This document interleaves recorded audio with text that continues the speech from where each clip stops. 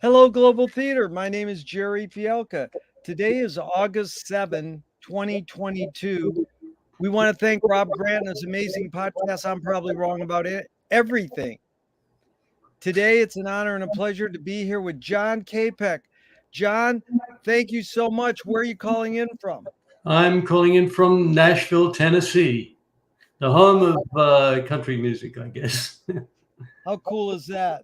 The first question is, what is the best thing for a human being? The best thing for a human being is the happiness, I guess, um, to achieve some form of joy in life. I like that. Mm, I love those words. mm. What's your favorite form of information? How it comes into you? I try just for myself, for my own personal um, edification, but also for my place as an artist, to get as much information from as many sources as I possibly can, because I feed off of information. It's reflected in my music, because as an artist, you reflect what comes in. So I have a multitude of information sources. I probably spend a couple of hours a day in the mornings just looking at information that comes at me from on the internet or from wherever. So it really is the quantity rather than what it is. I'll read every aspect. I want to know who my enemy is as well as my friend. So Yeah, I'll look at Fox. I'll look at I'll look at anything. To you're a comprehensivist. So, why do you think humans collect or gather information? Well, I think it's a survival mechanism. The Art of War, the great book, The Art of War, talks about intelligence as being the most powerful weapon that you can possibly have. So, information is power. The more information you have, it's powerful both from an artistic standpoint, but also in a survival aspect, I think. Yeah. And do you think this need or want to collect information is more innate or more invented? Innate or invented? Um, it's funny, as information has become more available.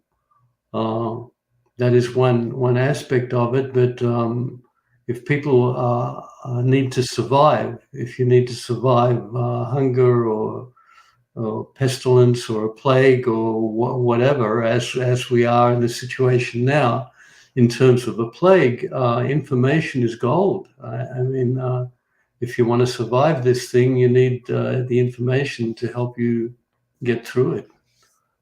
So information is, whether it's innate or learned, perhaps it's learned, I guess, because people who don't have information available to themselves generally don't go out and seek it. Poor people, people who are struggling, are more concerned with their day-to-day, hour-to-hour situation of food and shelter, and information is not going to help them that much. Um, Yeah, John, we're going to get into music and songwriting, but what you just said reminded me of I heard on the radio one day that this famous writer, her mom lived in the Caribbeans and she never learned to read. But she knew what to do when a tsunami hit because one of the songs they sang told them what to do. well, I thought you get a kick out of that, like the power. The next question, John, is do thoughts create emotions? do thoughts create emotion? Man, I have to think about. Absolutely, they do. I mean, man, like you could ask if dreams create emotion, or yeah, absolutely. The thought of what may happen in the next hour or the next minute can bring joy or fear or whatever. Absolutely, thoughts do create emotion. Where else would emotion come from other than thoughts? Well, it's interesting. You right off the bat, I like when people change verbs, reword the question, think about the question out loud. And you said, do dreams create emotions? That's like, this series is all about inventing new questions. So you win right off the bat. You invented a new one. I've never had that question. Do dreams create emotions? Yeah, I would say that's a good question. I wouldn't want to ruin it with an answer.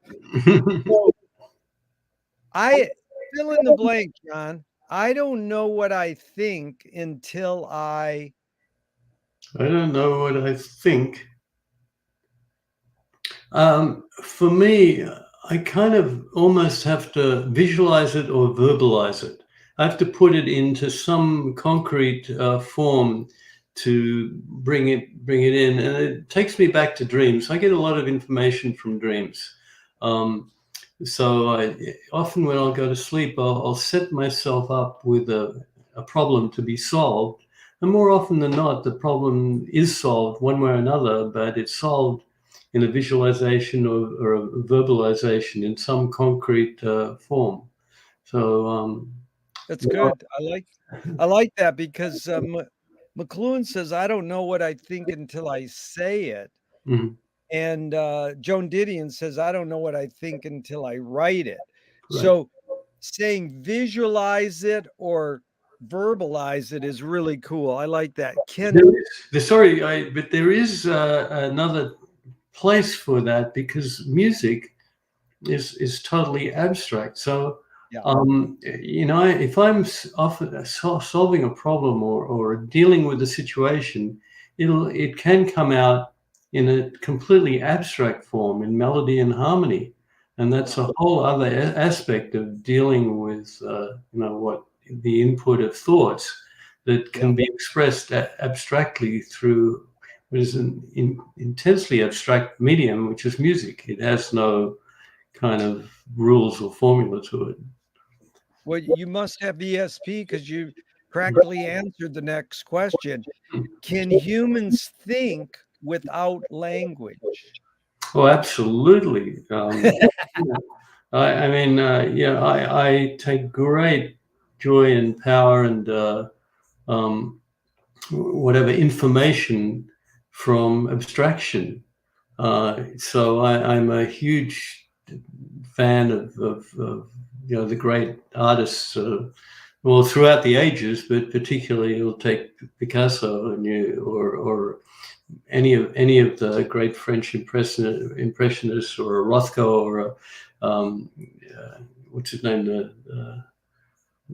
the dripper, the paint dripper, and there's Jackson Pollock, of course, and there's no language there. It's because life is an abstraction. It's silly, it's foolish, and there you get a much better expression of what life is really all about than some parameter, set of rules or whatever. Life is abstract as it is anyway, except for the absolutes, which are death and taxes. Other than that, everything's crazy. Well, again, you pretty much tackled and predicted the next question, because it goes like this. Your observations of humans in general, I know it's both.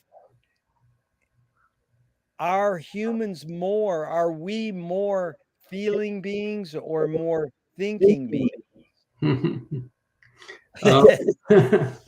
I mean, my instinctive answer is that we are feeling beings, because we must respond to the basic requirements of food and shelter, and we feel the need for that, and then for social connection, and we feel all these things much much more powerfully than what we may think about. So I think we're definitely feeling beings. The response, however, can be many things. They can be thoughts or actions. Yeah. It's interesting because I think in a lot of ways we're both equally feeling and thinking beings. And most people say feeling beings, but we invented the words feeling and thinking, so we think we can separate them. But I love what Bridget Bardot said. When I make love, I don't think. And it's like, good luck. How can you do the most sensuous bodily action and not have something go through your brain? I mean, you wish you could, but most of the time, or it's like meditating. People say, now think about not thinking. Well, yeah, on the other hand, thinking of Brigitte Bardot and the French concept of orgasm is a little death. So Oh, that's right. you Good. actually think when you're experiencing a little death. That is really a good point. Little death, like there's a difference. Two questions from 1950s Alan Turing. Is thinking a function of the soul? I'm glad you're laughing. You get it, John. Well, first of all, I went to school because out of family pressure, and I graduated as a chemical engineer. So, as an engineer, you have really one would think concrete, definite concepts or thoughts or whatever. They're not abstractions. But then when I came away from graduating with that engineering learning, the most important thing I would suggest that I learned was when we design whatever, a nuclear reactor, oil refinery, a bridge, you really embrace the concept that there is no perfection. So what we're dealing with is quantifying error. So when you're building the bridge, you have to take into account what if 17, 18 wheelers are on that bridge? Will it withstand the maximum load of that? And that's what you design for, not for some perfect bridge, but to encompass the maximum amount of error that can take place. But then, there may be a tornado, a side wind that'll blow the whole thing away if you haven't compensated for that. So there is no perfection.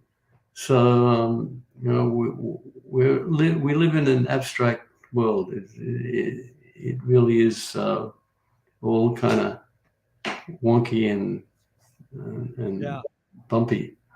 Yeah, and again, we'll get into songwriting, but Ry Cooder once told me the perfect song is Mother Popcorn by James Brown, and I sort of agreed with them. That's like, that song is so precise. I mean, okay, so you brought this up early on, but here's the question. Do you more pursue meaning or more pursue happiness? For me personally, I feel I have to do a little tangent here. I was trying to conceive of what this interview is like, because it's really unusual and specific. And the way that I describe it was, on the one hand, you have the Tonight Show interview process, which is usually a pitch session. On the other hand, you have the psychiatrist's couch. And we're here somewhere in the middle of it. So I have to, with your question, which now I've forgotten, what was it? It is, do you more pursue happiness or more pursue meaning? Yeah, so I feel I don't deserve happiness, so I pursue meaning. I mean, You pursue meaning. Yeah, that's interesting. Yeah. Mm. Because the first thing you said was, what's the best thing for a human being was happiness. Actually, achieving joy was a great wording too. Absolutely. But for me personally, I don't Yeah, feel that I deserve it. So I'm yeah, pursuing meaning. I love it. Mhm. Does the brain more detect consciousness or create consciousness? Like, is consciousness there bubbling away and we're detecting it, or are we creating it? Um, yeah, it's a very sensitive subject for me because I think we sense consciousness through pain, which is a whole philosophical kind of really a whole can of worms in a way. Um, I feel like we feel we're alive when we feel pain, and if we don't feel pain, then we don't feel consciousness, which is Wow, kind of a sort of a Christ-like weird thing. that is heavy. I've never heard that. I really appreciate. I'm going to ponder that. John, what's faster, speed of light or speed of thought? Speed of light for sure. I also, because of the Einsteinian concept, that speed of light is the fastest speed that anything in the entire universe can achieve. Thought's pretty slow. The poet Audre Lorde said, "You can't dismantle the master's house using the master's tools." Yvonne Rainer responded and said, "You can if you expose the tools." What new tool do you suggest? What new tool? Wow, that is a difficult one. Well, clearly, I'm involved. If you're in business in any form, I think the way through to achieving a goal is to find vulnerabilities, whatever they may be, in the object of what you're trying to achieve. So you find the weakness. Oh my God, that is heavy. That is a great tool. What new tool? I really like that, John. This is amazing. It's like every answer you give me is like an epiphany for me. Vulnerability is something I try to study that. What new toy do you suggest? I suggest avoiding toys at all costs. The toys that we have available are not really toys. They're our enemy. Like all the technology that's happening is being so misused. I prefer to kind of move back a few steps and sort of take in what all this stuff means. I mean, to me, technology it's neutral. It's neither Yeah, good nor bad. However, I think we've embraced a lot of the bad shit that I'd yeah. rather we hadn't. What do you worry about when you go to bed at night? Just um, and a painful death. Well, I don't know what else Yeah. to be realistic and to be frank. I mean, yeah.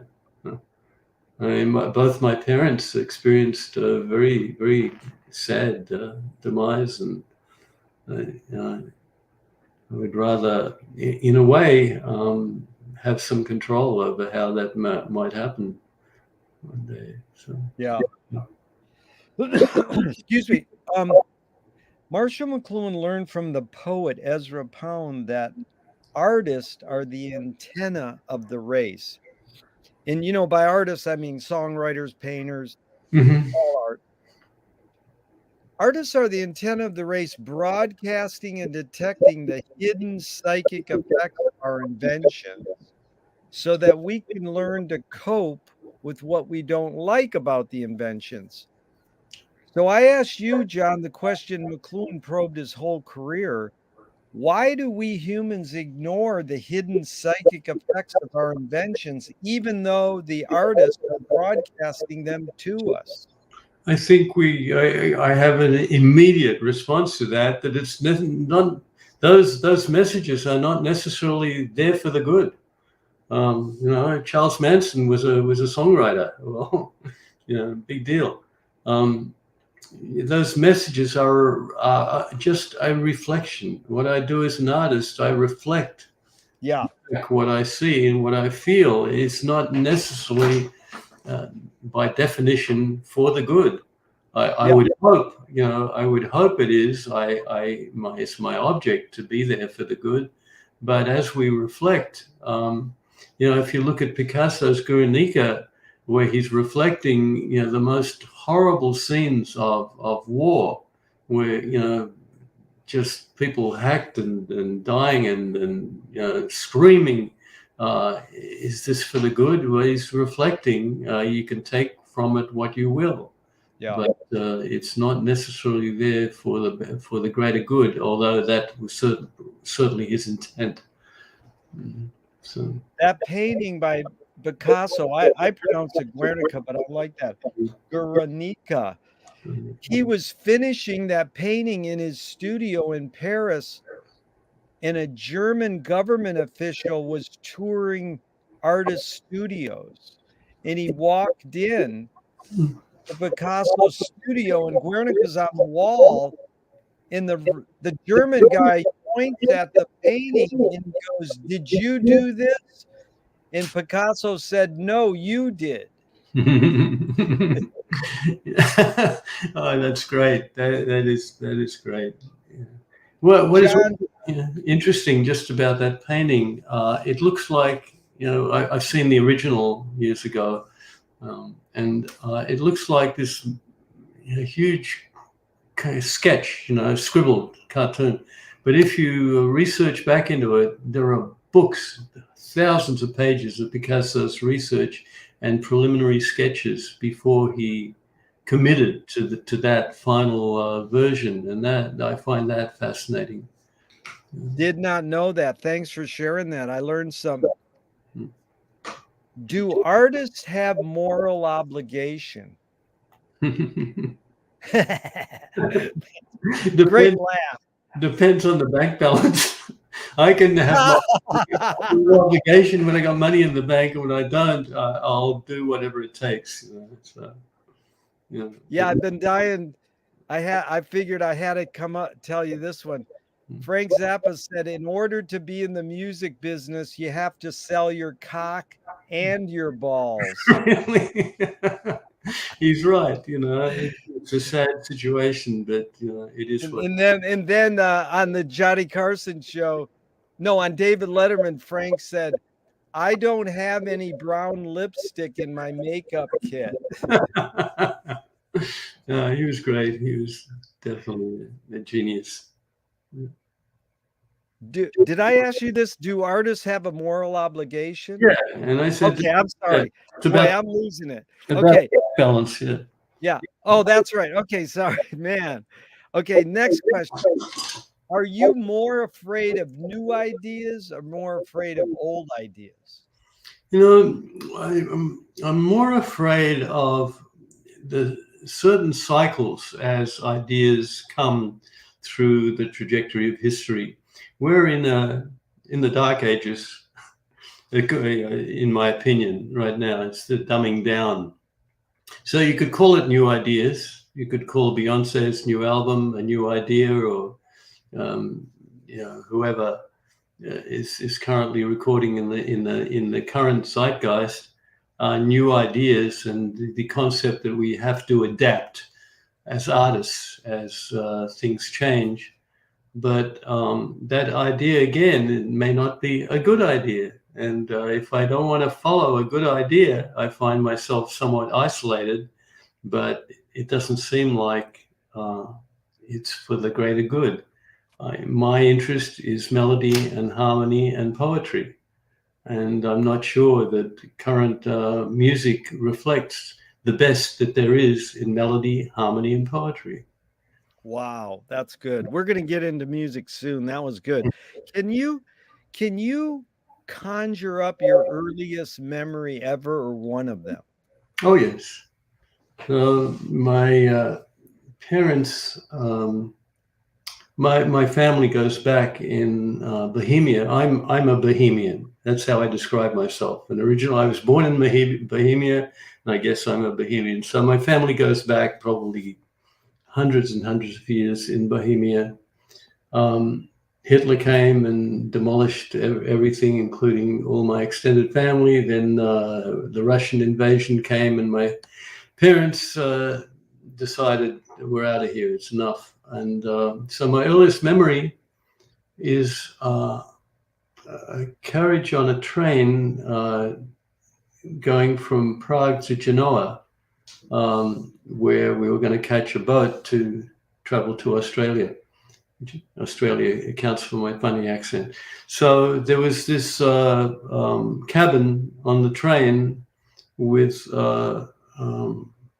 two beds, one above the other. And I was 3 years old, and it was fun to jump from one bed to another. So I have this visual memory of 3 years old in this train traveling from Prague to Genoa.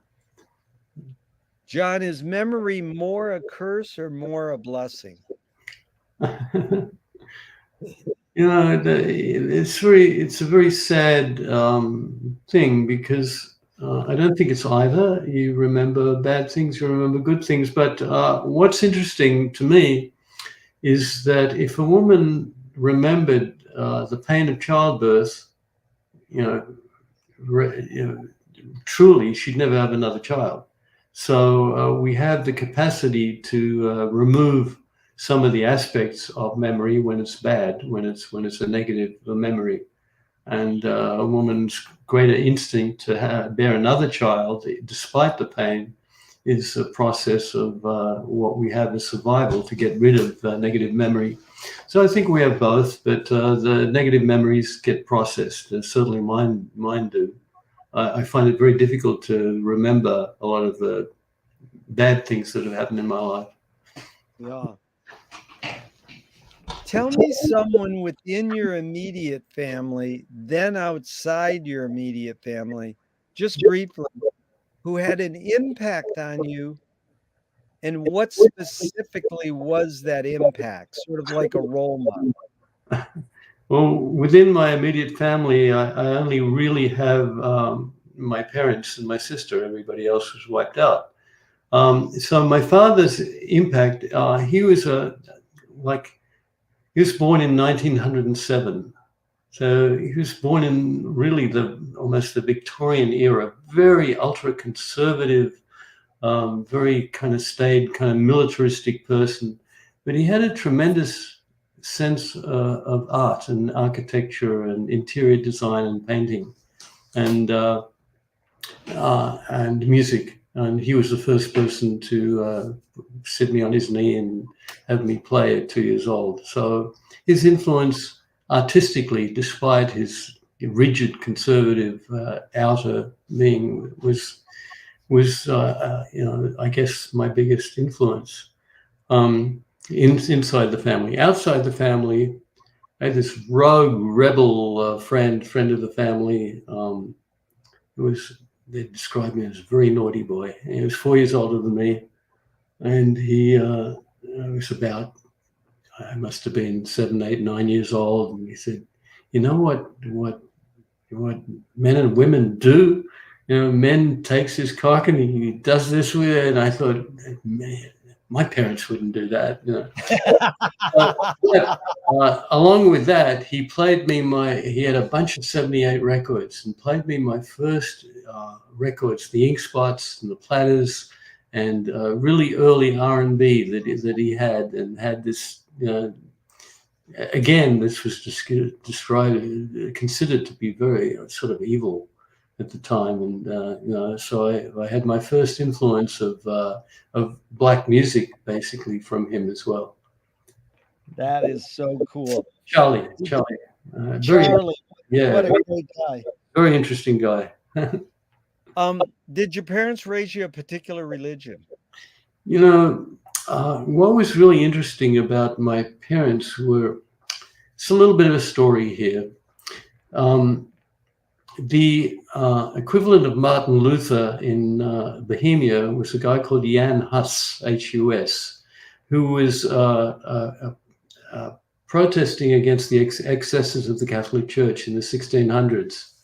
And the story was handed down in my family that this war that went on for about 30 years between the rebel Protestants against the predominating Pope and the Catholic Church was quite violent and went on for a long time. And my ancestors were Protestants, followers of Jan Hus. And when things got really bad, and it happened to be coincidental on both sides of my family, and my mother and my father, that the Protestants had to take refuge somewhere to escape from being slaughtered. And they found refuge because of their more interest in the Old Testament and traditional values, found refuge in the Jewish ghettos. Both my paternal and my maternal ancestors.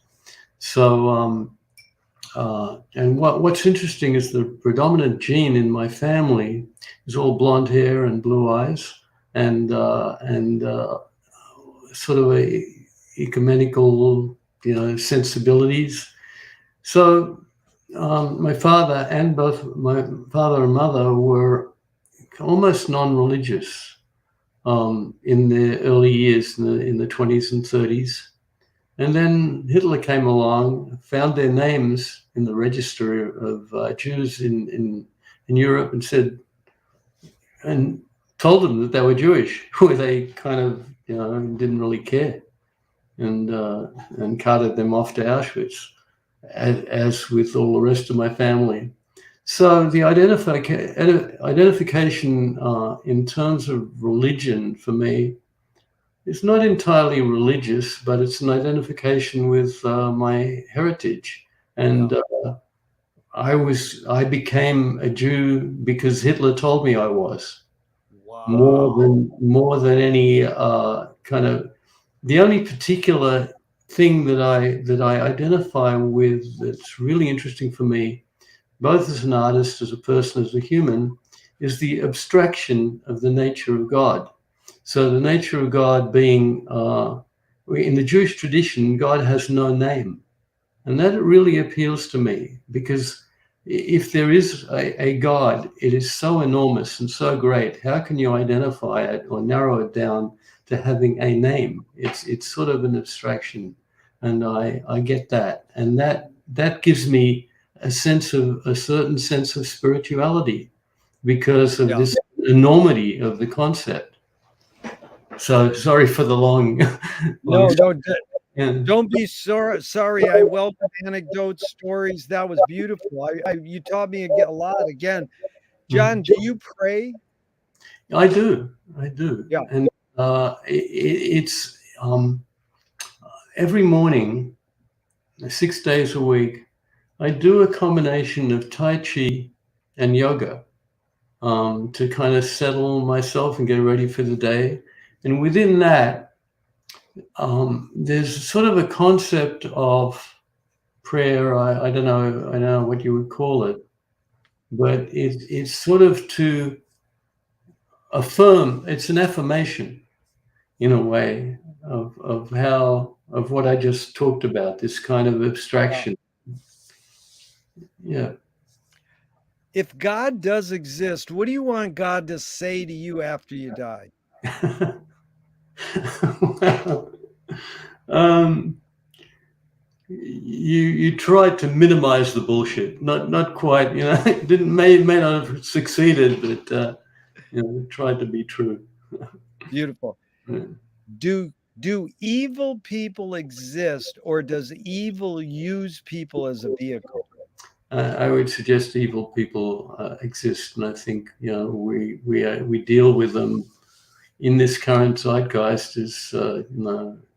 We're in some trouble with the evil people that are obsessed with power and money and all of that stuff.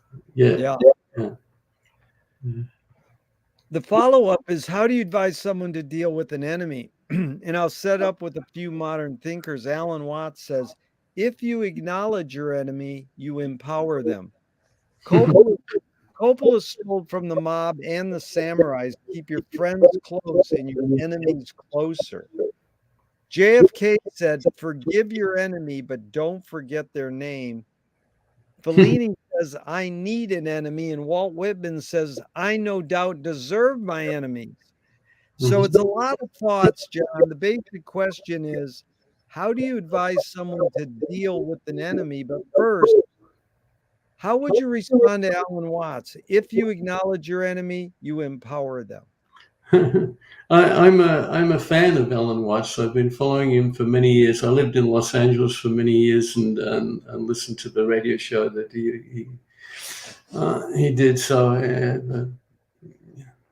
I really have a great appreciation for him and his stuff. But acknowledging your enemy, you empower him. I almost don't really know what that means. My tendency is to revert back to the art of war, and I think it's important to know your enemy. As I said, I will read Fox News because I want to know what the other side is doing. I want to know my intelligence about your enemy is the only power one really has. To acknowledge the enemy, to tell somebody, well, you're my enemy. I guess he's right. It's not going to help me in any way. Yeah, it's interesting because American Indians, indigenous, say your enemy is your best teacher. Mm-hmm. So yeah, what you just said was very interesting. Yeah, that's good. Mm. James Joyce was the first projectionist in Dublin 100 years ago at a movie theater he owned called Volta Cinema. He basically checked out. He said, this is stupid. Why should I go inside a building and see a movie of a tree when I can go outside and see a real tree? Years later, Faulkner said, sometimes the best fiction is more true than journalism. Why do we have to recreate things in order to get them? Like, why do we have to go to a theatrical play of people acting out life? Why don't we just live life?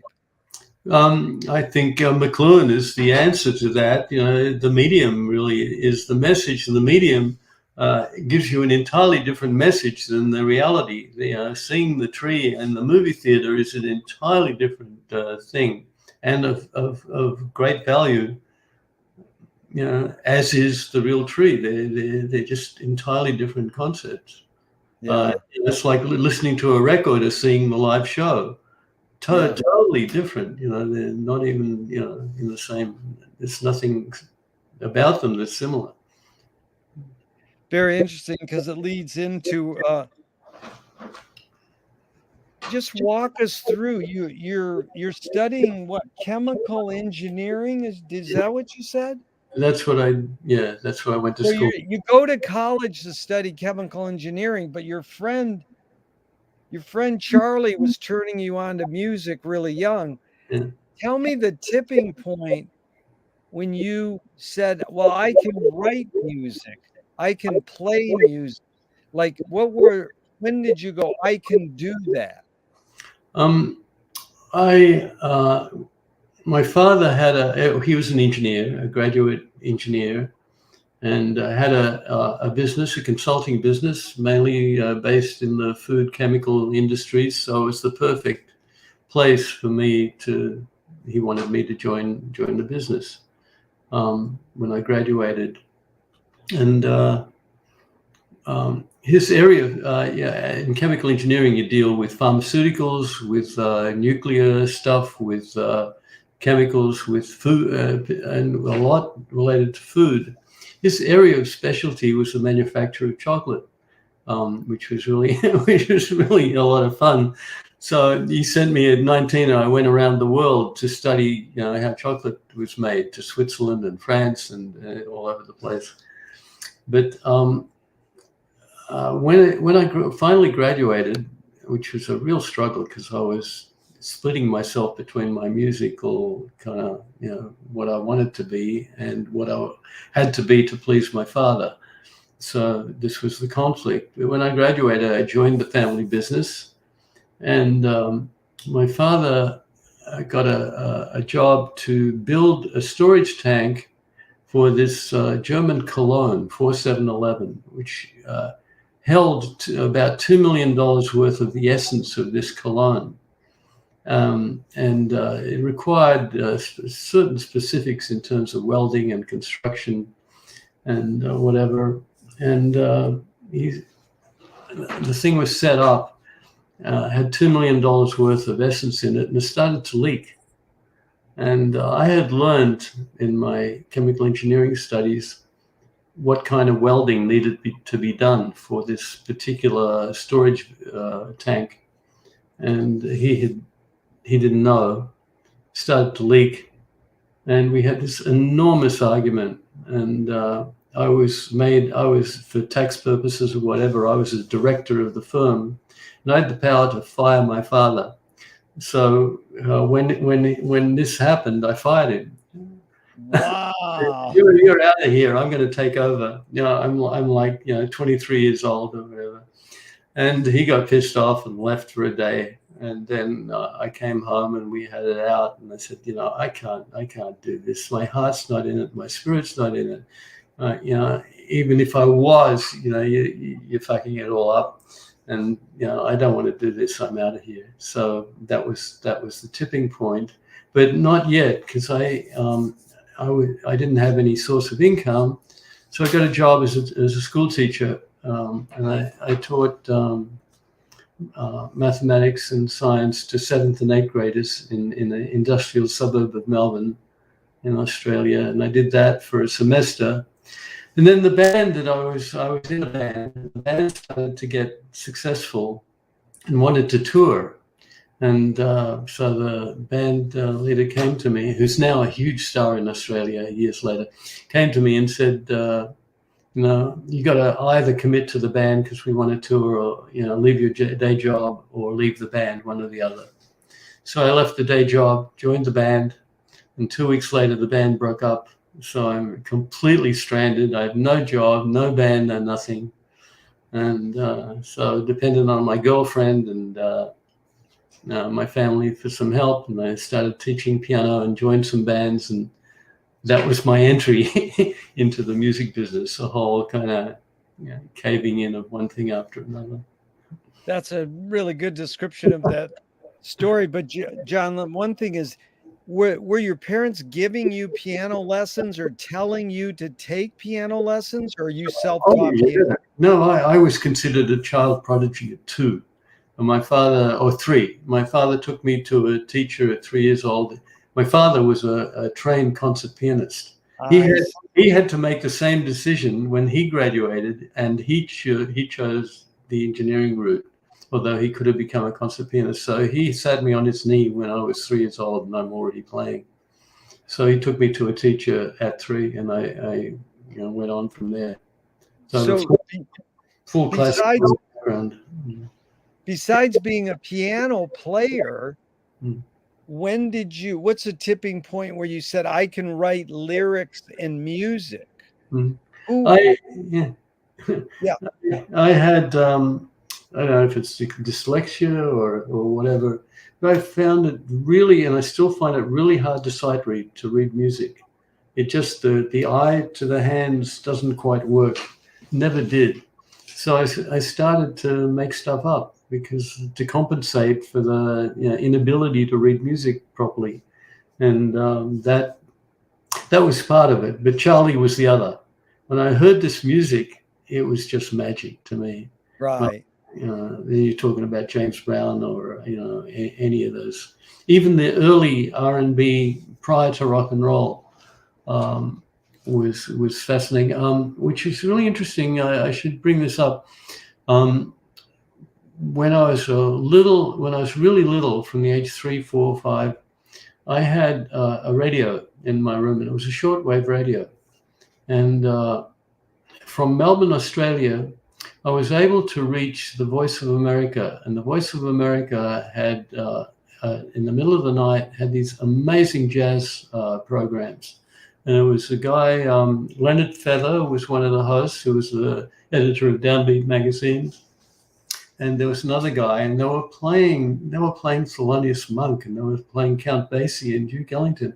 I'm like 4 or 5 years old, and I'm listening to this stuff and just captivated by it. And so that was also a huge influence that was there for, from my earliest times. Yeah, besides the early black R&B, you're saying jazz because Yeah. in 1969 you're on a TV show playing St. Louis Blues by W.C. Handy. Did you pick the song to play, or did they tell you which song to play? No, I went. This was like America's Got Talent or one of those shows. So you went through various. There was the local one, and then there were semifinals, and there were finals and whatever. So I picked every whatever I played every time, including that. I just made an arrangement of that I thought would show off some of my technique and some of my chops. So yeah, it was something that I picked. Pretty amazing career, John. You've written songs for Rod Stewart, Bonnie Raitt, even Leonard Feather's daughter. Yeah. So when you're, writing a song, I'm curious. A screenwriting teacher told me great art, great film, great song is when you can clearly see the intention of the maker. Kubrick says the opposite. Great art is when you can clearly not see the intention of the maker. What role does intention play in your creative process when you're writing a song? There's two answers to that. The first one is I've done a lot of teaching. And when I was teaching, I was a guest lecturer at the Berklee School of Music. And I have my first introductory class, and there's like 60, 70 students, and the entire faculty come to watch me do what I do. And I'm set up there with a computer and a bunch of stuff. And they say, when I get up in the morning and set up, it's like setting up a desk and lining up your pencils and a sheet of paper and intend to do what I do. I have no fucking idea what I'm doing or what I'm going to do. Not a clue. And I don't want to know.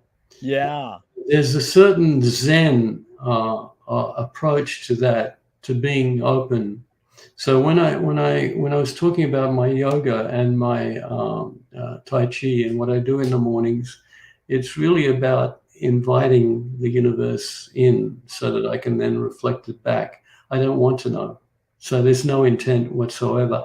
But there is an intent, and that's to create beauty. Because, you have the negative and the positive. I want to create beauty. But that's such an abstract concept. And, one person's beauty is another person's ugliness. But my intent is to create the beauty that I think is beautiful. It's well done, John. Duchamp said there's no art without an audience. How much do you think of your listener when you write your song? That's a great way of looking at things. I more than often collaborate, so I work with one other person in my creation of my music, usually a lyricist, or sometimes whatever. So there's usually two of us, like Lennon and McCartney or Rodgers and Hammerstein. So it's me and my partner. And sorry, I lost the question. It's how much do you think of your audience when you're writing your song? Right. So yeah, the point was there are actually three collaborators. It's me, the person I'm writing with, and the audience. So they're an equal partner. I constantly am aware of the audience. And it's interesting when I hear my music come back on a radio or walking through a mall or an airport or whatever, and the music comes back, I am no longer connected with it. It's the music and the audience. My portion of it is long gone. But in the creation, it's me and the audience. They're an equal partner. I'm constantly aware. So you implied there that like the new Bonnie Raitt album, you have one song on there with Andrew. Did he write the lyrics and you wrote the music, or is it half and half, or what? What's the split? different collaborators have different roles. With Andrew, it's very similar to Elton John and Bernie Taupin. So Elton John and Bernie Taupin never get together. They never have. Bernie writes a lyric, sends it off to Elton, and Elton does what he does. So that was the situation with this particular song, and that's the relationship I have with Andrew. He lives in England.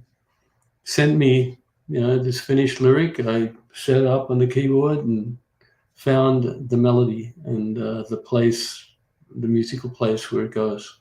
Wow. You know the joke about the Brill building. They said, what came first, the music or the lyrics? And the guy goes, the phone call. Really? Yeah. McLuhan says everything we invent extends some humanness or human sensorium, like our knife and fork extend our teeth. Mm-hmm. Like even the consciousness or religion or philosophy might be extension of consciousness. It doesn't have to be tangible. When you're writing, your melody, you're going to use a piano. What does the piano extend? What humanness does the piano extend for you? Well, if you were to ask me how I feel at any point in the day or night, words are incredibly limiting to me. But if I have a keyboard in front of me, I can play you how I'm feeling in a much better, more effective way than any words I could ever use. So it's sort of the instrument of my soul. I don't know. That's really good. It extends it's your soul or it's your feelings. So what's the function of music? I wouldn't separate it from any form of expression, any art form. We need to look at ourselves if there's any hope of human progress, I guess, is to be able to see ourselves. And so it's a reflection. It's neither good or bad, but that reflection can be useful and is considered when we go to an art gallery and look at paintings, or we go to a concert. We're seeing a certain reflection of ourselves. But it has all. It's joyful. It can be sad. It can be angry. It can be everything. It's just a reflection. So it's some use to be able to observe ourselves at a certain point in time. What's interesting is the concept of the anthem. So the anthem is a piece that Johann Sebastian Bach created 400 years ago that still speaks to us today. And that has a different kind of function. It has a spiritual, uplifting, useful function. So I think history ultimately defines the function of an art, as the Guernica or a great or the Mona Lisa will give us some information throughout history that's different than the art that might be created right now. I love that. You taught me something about the anthem I didn't know, because I've been trying to write an anthem with these young 18-year-olds. I goes, dude, it's simple. It's like, I love rock and roll, Joan Jett, or School's Out Forever, Alice Cooper. It's like, you just write a song that kids can sing along. And I want to write a funk anthem. And I'm like, come on, this is simple. But, it is. Writing an anthem is one of the most difficult things that you possibly try and do, because ultimately, like you said, it's Louie Louie. It's an anthem. But don't get me started on Louie Louie. Richard Berry heard Havana Moon by Chuck Berry and said, I can do this. All you need to do is rip off the clave beat from Hispanic music. Right. That's my lifeblood is Louie Louie. So this question is similar because you're using this word reflection. I'm going to introduce a different word, but it sort of seems the same thing. You didn't even say the word muse. I like that you use the word reflection. Mhm. But two of my film heroes say, George Manupelli says, ignore yourself. Jonas Mekas says, there is no self-expression. And Cecil Taylor, the great jazz pianist, says, I'm just a vehicle and this stuff just comes through me. Mm. So I know this is a stupid question, but just to jump off on the idea, is art making, is songwriting more self-expression or more you're a vehicle for whatever technology, culture, or environments are dominant? For myself, I don't have much to expand on the concept that I'm simply a vehicle. Yeah. It's very useful to have chops, to have the techniques, so I don't have to think about my hands. The message goes straight from the brain through the hands to the keyboard without interference. Interesting, there's Alexander technique, which is a technique which teaches musicians how to do that, how to go from the brain to the instrument, directly to the instrument without some physical impediment. But yeah, I'm simply a vehicle. That's good. So can songwriting be egoless? No. I think if I were to have any if I was to try to define why I'm on 100 million records, which I, as a songwriter, as an arranger, as a composer, as a player, whatever, I've done so much in a long life. It's because of my ego, because I've defined, and it's not this big thing. It's a little thing. I found my niche. I found where this little narrow place where my ego can express itself. And that comes from my heritage. There's a lot of Czech music. There's a lot of Celtic music from when the marauding Celts came across Europe and raped and pillaged and left some heritage there, but definitely ego-centered, but within a very narrow scope. And identifying and acknowledging my ego, it's a big deal. It's well put, John. Mm.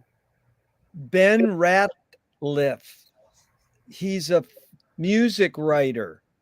He said, I mean sound as it has long functioned among jazz players as a mystical term of art, as in every musician finally needs a sound, a full and sensible embodiment of their artistic personality, such that it can be heard at best in a single note.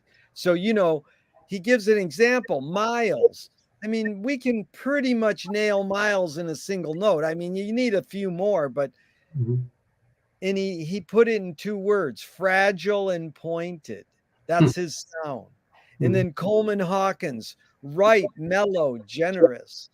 Coltrane, large, dry, slightly undercooked and urgent.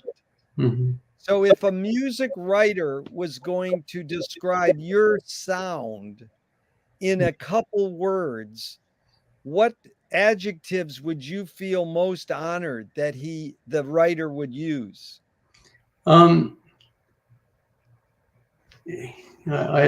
can't narrow it down. I can describe it. Go ahead, describe it.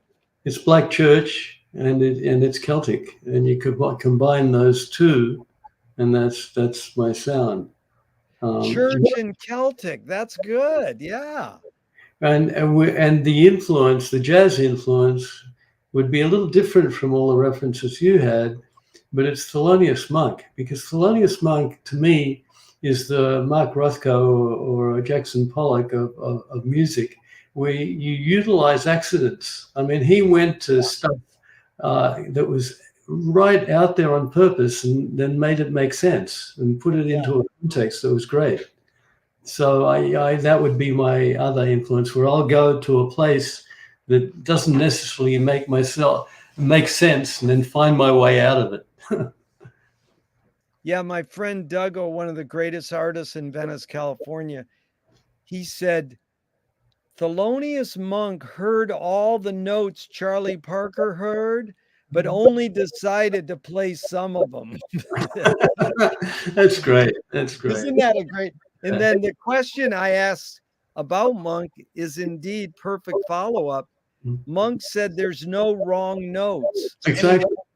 Any comment? Yeah, no, that's precisely what I was describing. When you listen to him as a keyboard player, he'll go to a place that would make no sense until you see how he found his way through it, create a beautiful melody.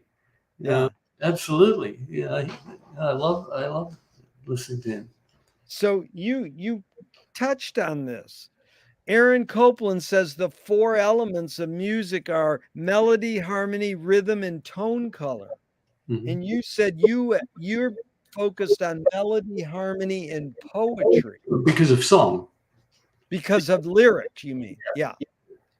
But how do you navigate rhythm in there? And what do you call tone color in layperson's terms? Mm-hmm. What we've lost in this current zeitgeist is a concept of harmony. So in any art form, we're dealing with tension and resolution. And so I think it was Hindemith or somebody said somewhere that there are 32 emotions that you can describe musically. I don't know if that's true, but the concept of utilizing harmony and chordal voicings to create a multitude of different degrees of tension. Tension is once upon a time, and a bunch of shit happens and they lived happily ever after. If that's the entire story, we don't care. It's the bunch of shit that happens in the between once upon a time and they lived happily ever after that engages the listener. So you can create harmonic tensions with certain chordal voicings, which Thelonious Monk was a genius at, to engage the listener. You wait for the release that may never happen until an unexpected place. Then you create your tonal control over the audience in a way to get them engaged, to wait for when is this and how is this release going to happen. And there's the secret and the dilemma.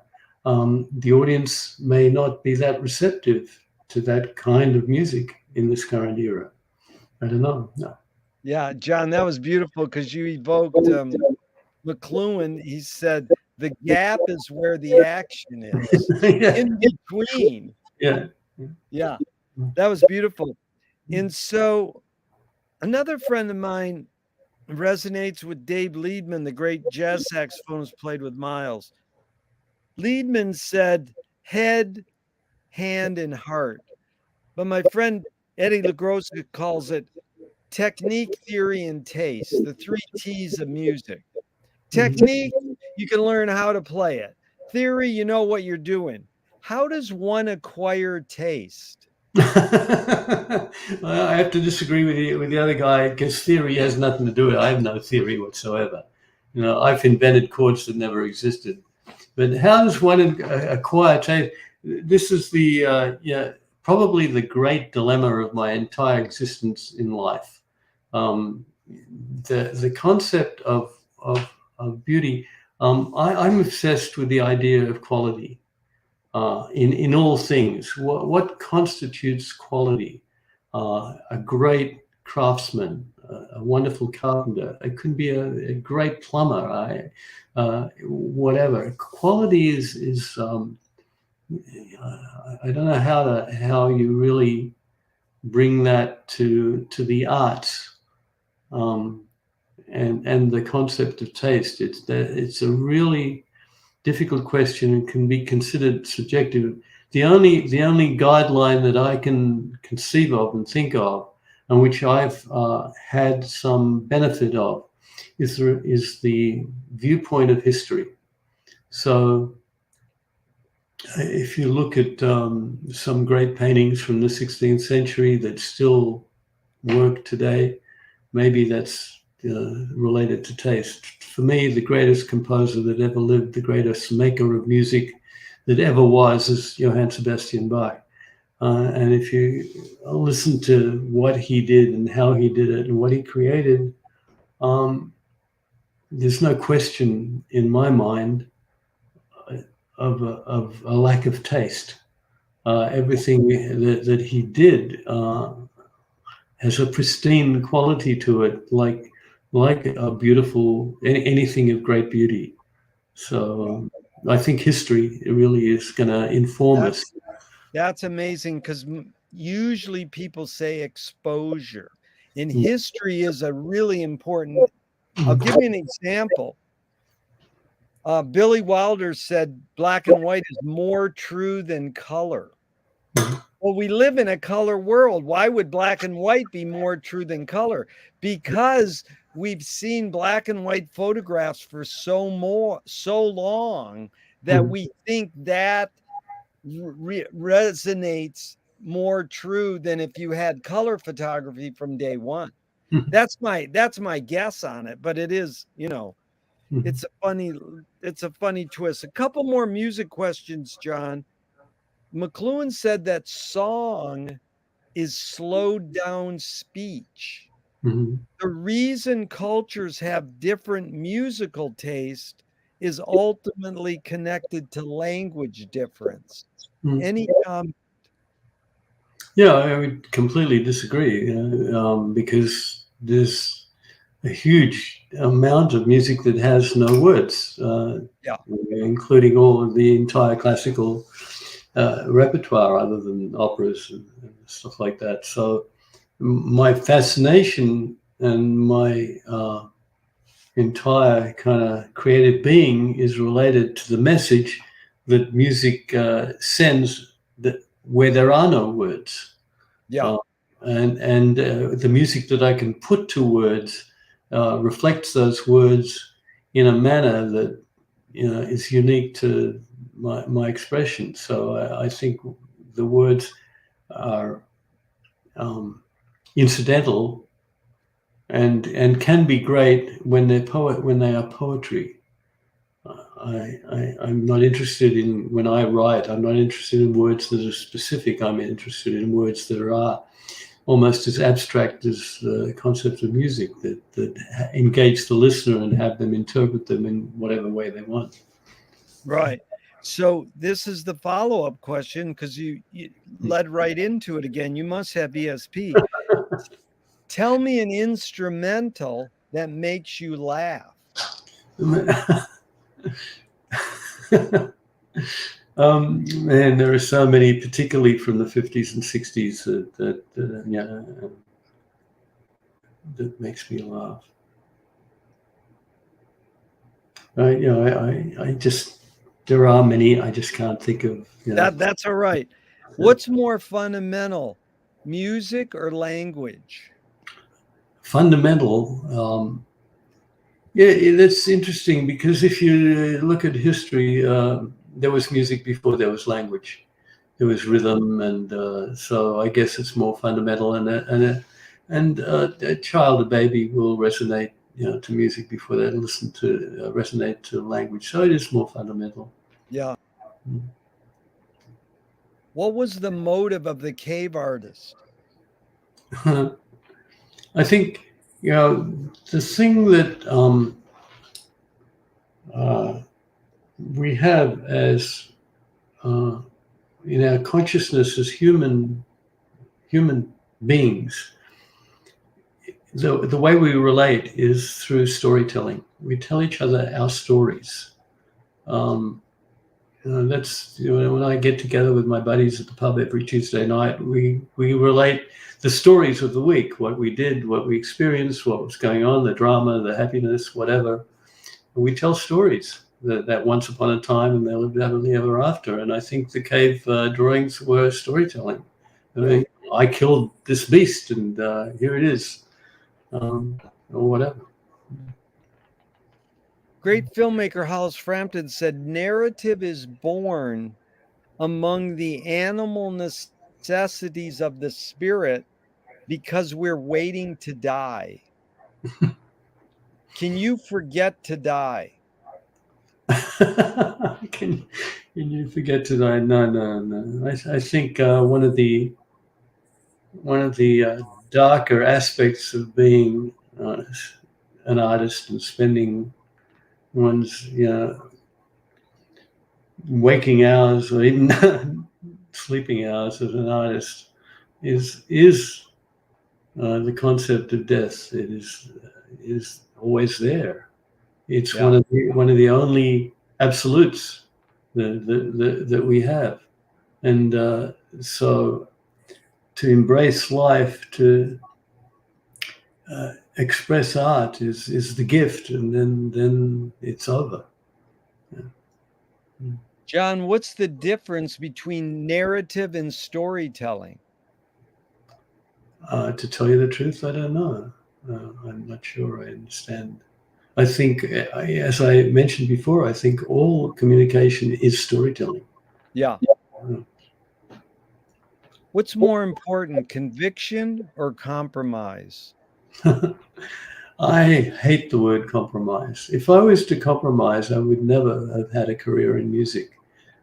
Pretty much every piece of music I've come out of from my heads to my hand is uncompromising, including the new Bonnie Raitt cut. I mean, it's totally outside of what is current and what you would consider commercial, as is most of my stuff. I don't believe in compromise on anything, anywhere, anytime. I hate the concept. You've accomplished a lot. Rate these three elements: luck, skill, and ambition. What played the biggest role, second and third? Wow. Luck, skill, and ambition. I think that order is pretty good. I am the anti-commercial salesman promoter. I'm completely hopeless. Any action I've got in my life is completely separated from anything I've tried to do. It's been pure luck. I've happened to have shown up, as Woody Allen says. The key to success is showing up. I happen to be there at the right time, and I had skills, as you can see in that show on TV from 1969. I had pretty good chops. You do. And I certainly have ambition because I think I have something to put out there in the world. Yeah. But it's interesting, John. I think in your YouTube songwriting lecture, you say, just keep writing songs. And that's Andy Warhol said it great. He said, don't worry about what people think of your art, just keep making it, Yep. And it goes along with Gary Player, the golfer. He says, the more you practice, the luckier you get. Right. Absolutely. Yeah. T.S. Eliot said, poetry is outing your inner dialogue. What language is your inner dialogue in? Total confusion. Total confusion. I like that. I mean, the dilemma is, well, you want to be an artist, you put all this shit out, and at the same time you have to pay your mortgage and put gas in the car, and that's where it gets like, it just gets nuts, because the two most of the time don't coincide. And with all the records I've had and all the success I've had, it's a roller coaster ride, trying to maintain and keep food and shelter and deal with relationships and children and all that shit. It gets crazy. I really wanted to tell you two great lines I've collected. Reverend Al from Flipside, the great punk magazine in LA, he said, "Don't sell out, sneak in." And then Paul Schrader, the guy who wrote Taxi, he wrote a lot of Scorsese films and great filmmaker. He said, "The job of the artist is to attempt to sell out but fail." Which it really applies to me, because anytime I've attempted, I have failed. Yeah. I'm not good at, if I get a brief, write this for this situation, I can't do it. I just have to write what's coming. Is perception reality? No, not at all. Reality, who the fuck knows what reality is? I don't know what reality is. Reality is mortgage, death and taxes. I don't know. Lewis Carroll said, "I believe as many as 6 impossible things before breakfast." Have you believed in any impossible things lately? Impossible things. Yeah, have you believed in anything impossible lately? Yeah. There's a. I've seen, I guess, ghosts. Literally. Yeah. And I don't know how to deal with that. It seems impossible, and yet there they are. Yeah. Mm.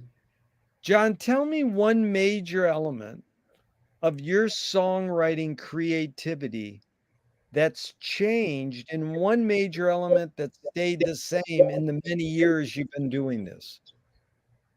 I've invested more and more over a period of time in what is true to me, rather than to try and cater to what is expected.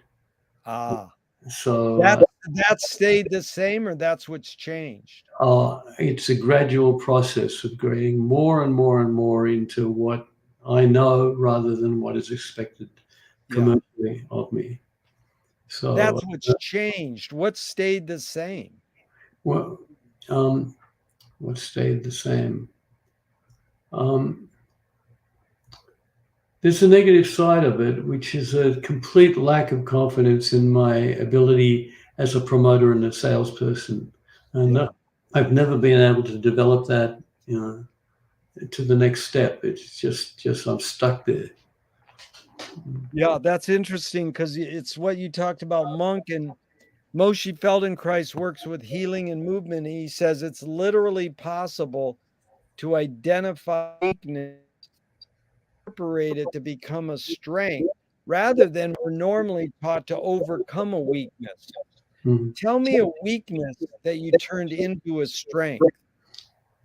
Um, it's a creative thing, and it was pretty specific. It was identifying a certain harmonic statement that I make, where you were saying you can identify a Miles record 2 notes in, or I can identify a Thelonious Monk 2 notes in. You pretty much identify a John Capek song 2 notes in, because there's a certain harmonic voicings that I use, which are interesting. They're reflective of, if you listen to Dvorak or Smetana, some Czech music, there's the fourth and fifth intervals of hunting horns. And a lot of my pop music and rock and roll reflects those kind of harmonies.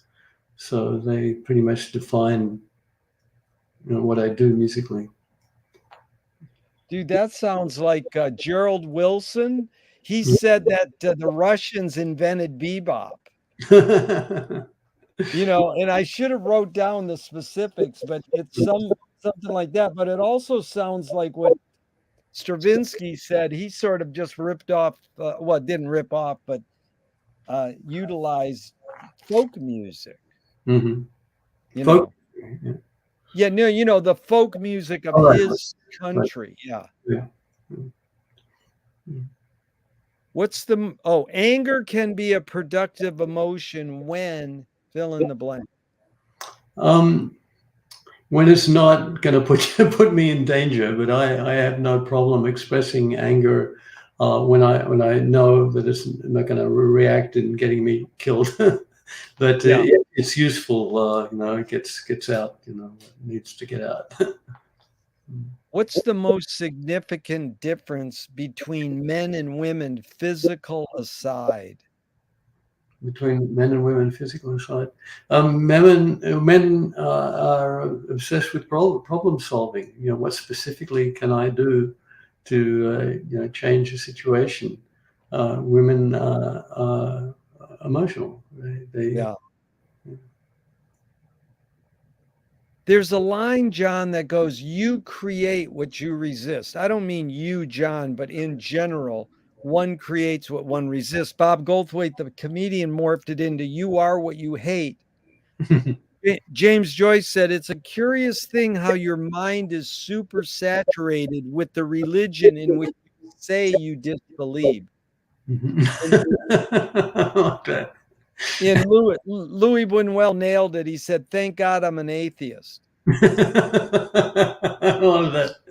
So, can you comment or give me your thoughts on this line? You create what you resist. I would identify with every one of those. Yeah. Thank God I'm an atheist for sure. I obsessed with the religion that I don't believe in. Yeah. Yeah, absolutely. I mean, the fundamentals of traditional Judaism is like nuts. It's like the Taliban or something. But I'm in it. I identify with it for whatever heritage that I come from. So I'm conflicted. Yeah. With exactly that. How do you find peace of mind? I don't. Peace of mind, I can't even imagine. Well, for me, I really miss California and Australia. I miss the ocean. I get tremendous peace of mind by being by the ocean.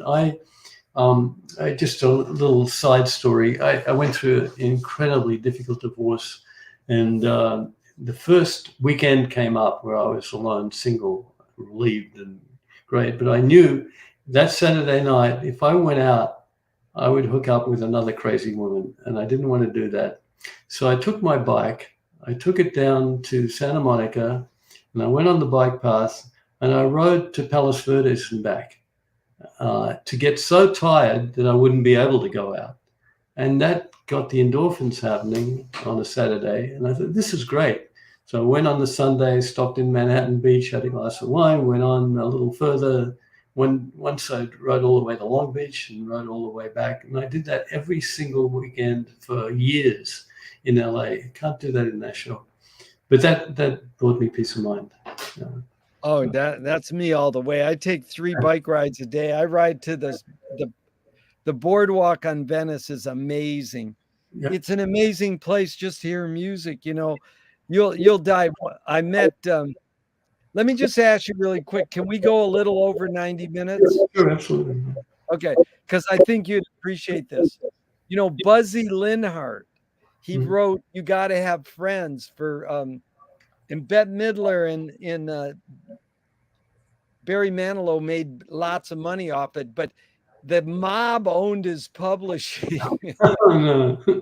So this guy's an amazing songwriter. He played vibes on Cry of Love for Hendrix, and he's playing on the Venice boardwalk one day with a little pig nose amp. And I went up to him. I says, "Are you Buzzy Linhart?" And he goes, "Yeah." I says, "Dude, I saw you at my father's place in New York. You were playing with Buck from Blue Oyster Cult. You were the loudest bar band I ever saw." And he bent down to his pig nose. He says, "I'll turn up." Great. That's great. So these are 5 Alan Watts questions, just in a couple words off the top of your head. First one, who started it all? Well, the guy who stretched a animal skin over a log and started beating out a drum. That is a good answer. I've never had that. I like Mickey Hart would love that answer. Really? Okay, second one. Are we going to make it? No. I look at it is so fucking dark right now, and you know I'm a child of the Holocaust, and this is worse. Wow. Yeah. Third, where do we put it? Make love, not war. Nice. Fourth, who's cleaning it up? Who's cleaning it up? You know, my father in Auschwitz told me that he decided that he was going to survive, no matter what. He just decided, if somebody's going to survive, it's going to be me, and so there will be survivors, sure. Beautiful. The fifth Alan Watts question is it serious? No, it's totally absurd. It's totally absurd. It's just nuts. Few more, John. This has really been fun. Which way should toilet paper come off the roll, over or under? Well, as an engineer, it is much more efficient to be over because you've got to stretch a longer distance to get the under. Smart man. The patent, it's 110 years old. It has the toilet paper coming over. But you would be funny. Like 10% of people I interviewed for the last 40 years will insist under is better. Really? If a publisher was to release your autobiography off the top of your head, what would the title be? I have actually written it. Oh, what is it called? It's called the C.J. Dennis Appreciation Society, and it's a long story. C.J. Dennis was a poet, an Australian poet at the turn of the century, who wrote in colloquial Australian language. And I took a bunch of his poems and wrote a biographical play about him, about myself, my family, my growing up. Beautiful. And the publisher wants to scent the glue in the binding. What smell? Neutral. I hate the added sense to things like that. You don't want it. No scent. Okay. If a statue was built in your honor, where would you want it displayed, and what would it be made of? Wow. I think of there's a place in Sydney that is Sydney, Australia, that's the most beautiful and the most terrifying at the same time. And it's where Sydney Harbour empties into the Pacific Ocean. And there's sort of a gap and these two like cliffs looking out. And you can look back at Sydney at the Opera House and you can look out into the Pacific Ocean. And people kill themselves jumping off that cliff. So it's both beautiful and horrifying. So in terms of place, it's the first thing that came to mind. That's a good place. Now, what would it be made of? Man, I don't know. Yeah. Just traditional, whatever the most, I don't know whether I deserve the beauty of marble or, the staidness of granite. I don't know. Right. Tell me something good you never had, but you never want. I never had and never want. But it's good. Harley. Harley. Good answer. You know the answer I get the most? Right. Fame, money, and heroin. Really? Yeah. Yeah.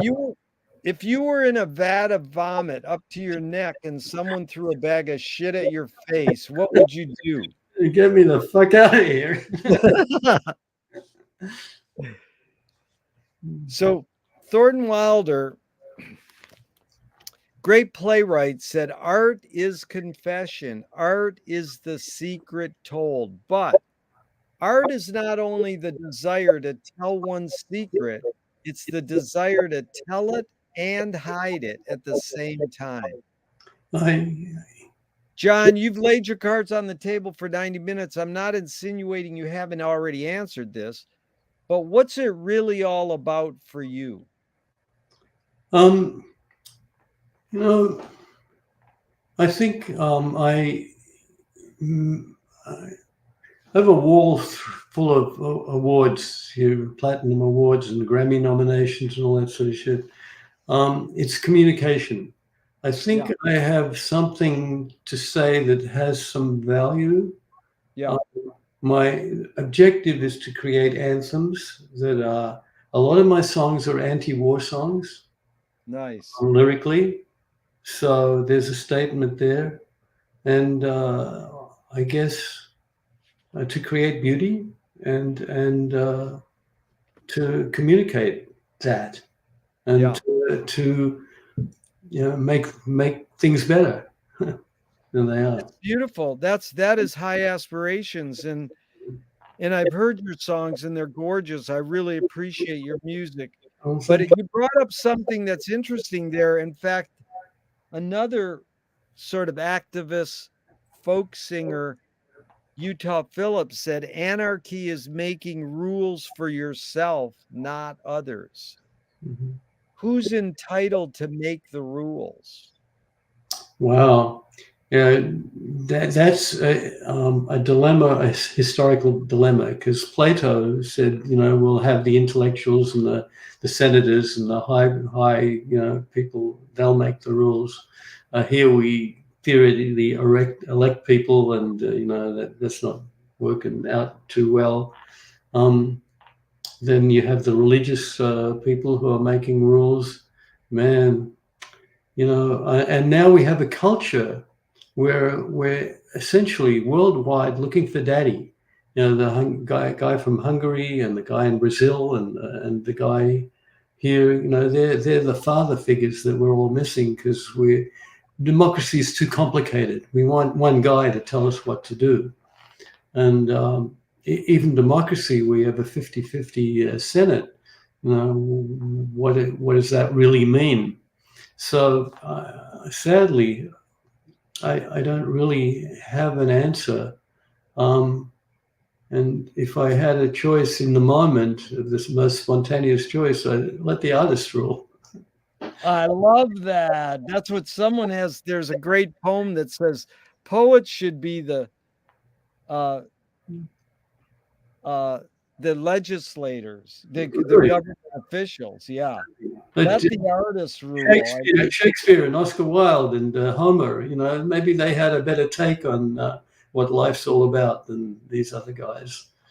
Well, what's the difference between rights and responsibilities?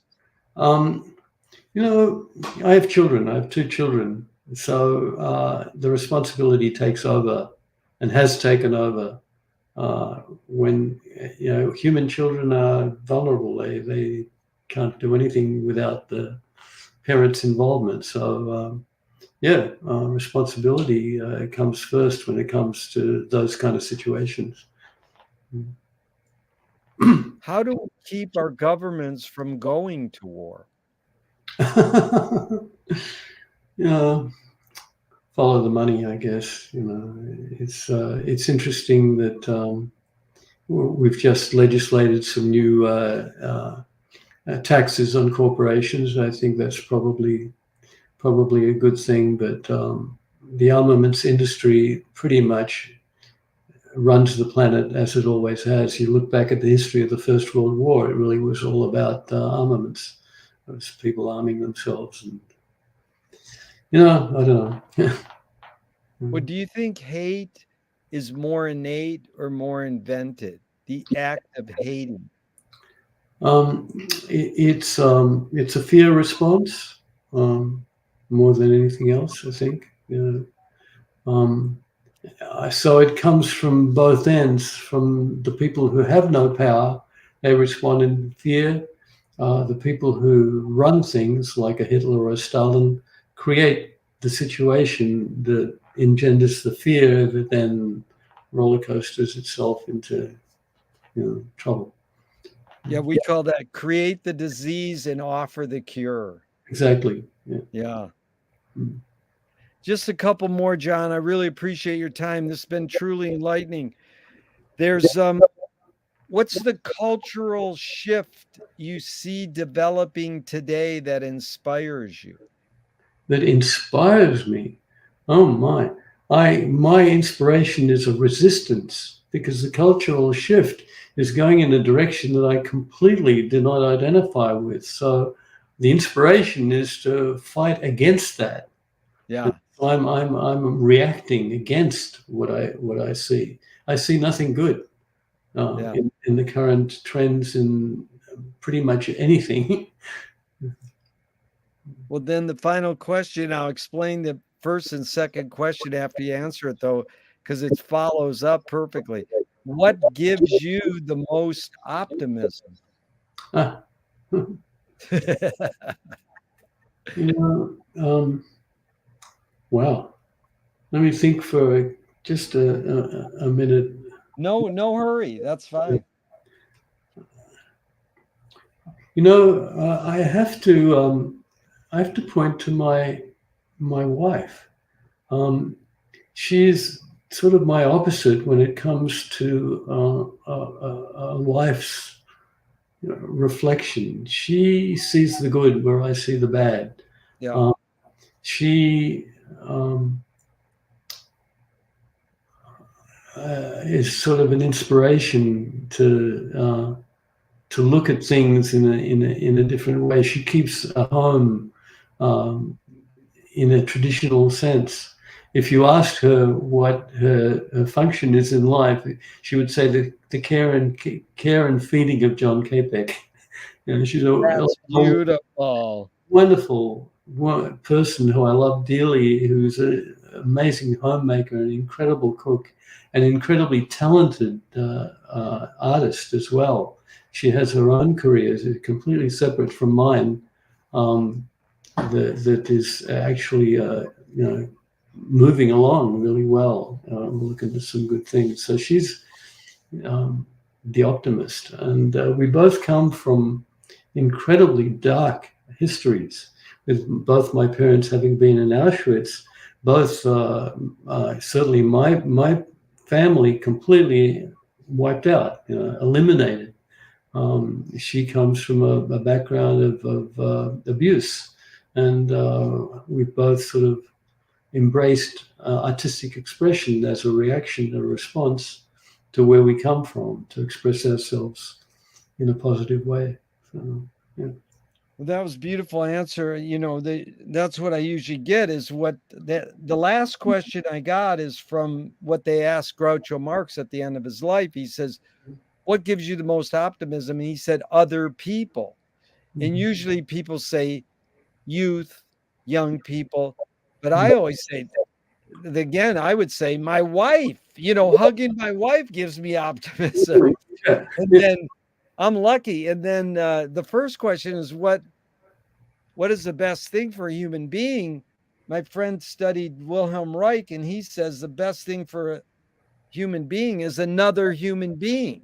Mm-hmm. So it sort of circles around like your aspiration to write music, to communicate, Yeah, to connect, absolutely. Yeah. Absolutely. I mean, that's the greatest fulfillment when I can turn on the radio in my car and a song of mine comes on, and I know that there's hundreds of thousands of other people there. Or when Rod Stewart did my song Rhythm of My Heart at the Commonwealth Games in Glasgow a couple of years ago, there's 1.5 billion, 1.5 billion people in the audience watching that show. And you think, man, what else? What more could you want than that kind of communication? That's serious. So, That is serious. It's beautiful. John, I really appreciate your time and energy. It was really enlightening and fun. And thank you so much. Thank you. I really, I'd seen some of these interviews and they just fascinated me. So I'm grateful to be being involved in it. It's fun. And I really appreciate that. Thank you. Thanks, John. I'm going to end it now, but I hope our discussion goes on forever and ever. sounds good. Take care. Bye.